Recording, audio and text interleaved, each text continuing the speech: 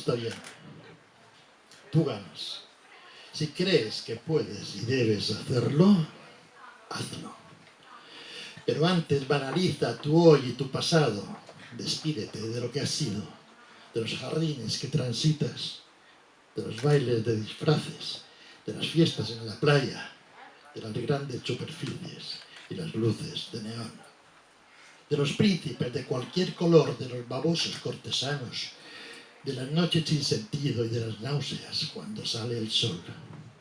Despídete de los cerdos honorables y las putas de salón, de las utopías recién creadas, de los cantos de sirena que cantabas, de las quimeras que persigues, de los paraísos esnifados, de los sueños inducidos, de los días de rutina, de los años de rutina, de la vida de rutina.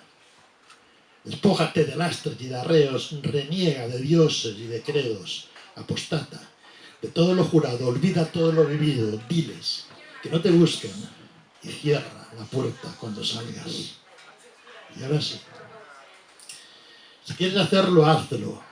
Vístete de vino, de rosas y de diosa de lo imposible y lentamente acércate a la niebla que oculta las mortajas y búscame a tientas. Cóseme a besos las heridas una a una hasta que no sangren y cicatrice la más profunda de todas ellas. Profana mis abismos y mis cimas, ábreme los ojos y llora hasta que se confundan nuestras lágrimas.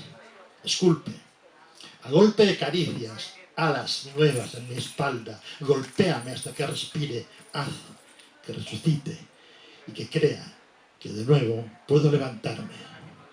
Inténtalo. Si quieres hacerlo, hazlo.